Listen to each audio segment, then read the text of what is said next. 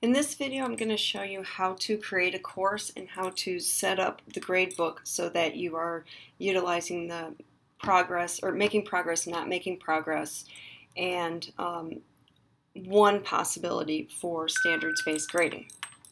So in Buzz, I'm in my home page here. At the top, I've got Manage Courses. So I'm going to create a course.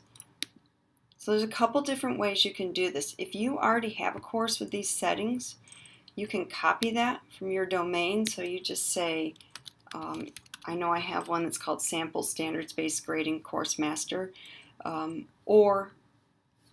then that will transfer all the information that's in that course. But if you just wanted to start from scratch and start new, so I'm going to call this Progress, No Progress sample. I'm not going to worry about start and end dates right now. I'm just going to say create. Okay, so these are the settings you need to have, and this is something you can go into a course maybe you've already created and changed. So I'm going to hit the editor feature on the Progress, No Progress sample. I'm going to go to the tools here, and I'm going to go to the course settings. Alright, so the first thing I'm going to do is I'm going to go to my grading scales, and I'm going to create new ones. So I'm going to remove the A, B, C, D, F. I'm going to remove the A plus through F1.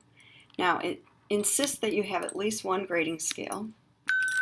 So I'm going to call this one Progress, No Progress. This is going to be a points. Where that P was, I'm going to type over it and say making progress. I just put 2 points. If at any time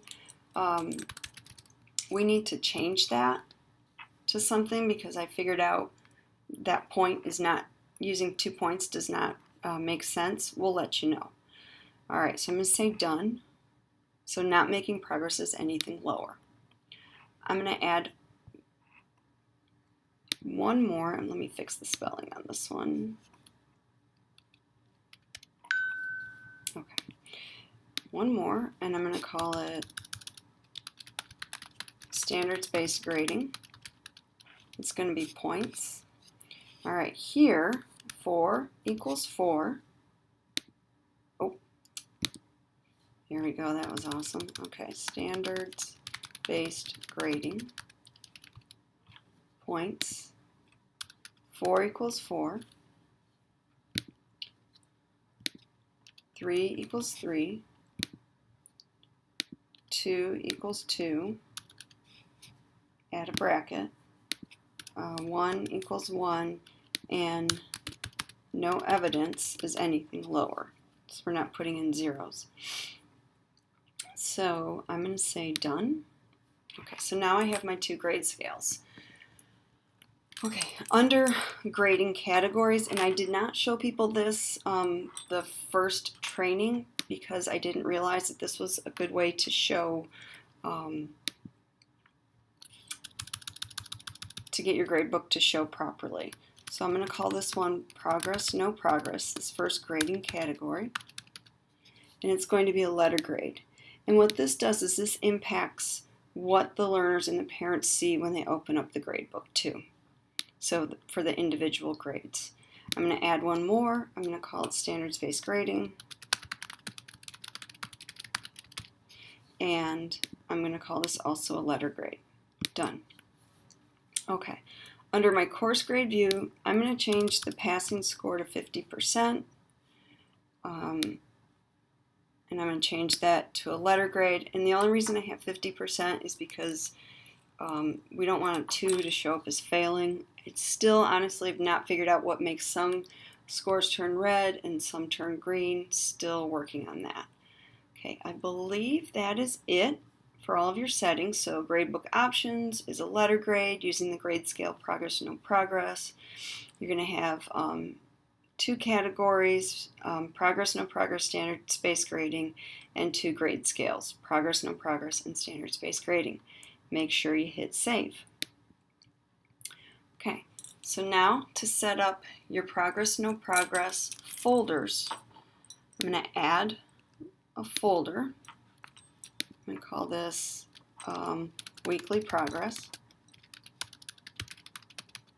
And if you want to put stuff on the landing page explaining to parents how you determine that grade, that would probably be a good thing. I'm going to say save because this is just a folder. Okay, now, see that little drop down there? I'm going to open that up and I'm going to say add to weekly progress. And this is going to be an assignment. Week of dates progress is this assignment. So you're going to put in your own particular dates. So in the settings, now remember, we only want their grade to reflect if they are currently making progress in that class. So I'm going to say the activity is gradable. The score entry is a letter grade. So it's going to ask you, well, what grade scale do you want to use? You want to use progress, no progress. And the grading category is progress, no progress. Okay. See where this is clicked? Right now, and sometimes this little menu here, this advanced gradebook options, will be on the left-hand side of your screen. They slide around based on what is displaying. Okay, so include this activity score in the final grade calculation. I believe that's the only thing we need to do for this particular one. Okay, so I'm going to hit save. So now I have that assignment in here. Now, I don't want to have to repeat that process every single time. So I'm going to duplicate.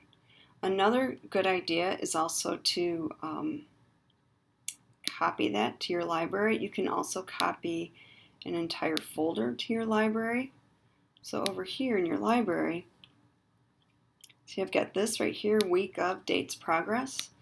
I can just drag that right there, okay? You can also accomplish that using the duplicate button. Now I'm going to edit this one because this is my second week. Okay. Call it number 2. Now I only want 1 week at a time showing up in my gradebook or factoring into the final grade calculation. So for my week 2, I'm going to shut that off. Okay, so it's only reading week 1. Now when I actually get to week 2, I'm going to have to go in and turn that on for calculate in their final grade calculation, and I'm going to have to go back to week 1 and turn it off. Okay, I will be sending out reminders for people to do that. So now, since this one is turned off, I'm going to duplicate it. I want it to go in the weekly progress folder. I'm going to just call this number 3. I'm going to hit save. Okay, and you can do as many of those as you like. Alright, the other thing we want to do is in Buzz, we want to keep track of data points, assignments, activities, those sort of things that are informing our decision about where the learner is in their progression. That's where we put this. Okay, and so this is one sample way. It's really going to depend on what your building administrator and what your department decides is the best way for you to display your particular standards or learning objectives, depending on how much you're going to break them up. So I'm going to hit save. Okay, so standard number 1. So in that, I'm going to add, I'm going to add an assignment, and I'm going to call this standard number 1, check for understanding, number 1.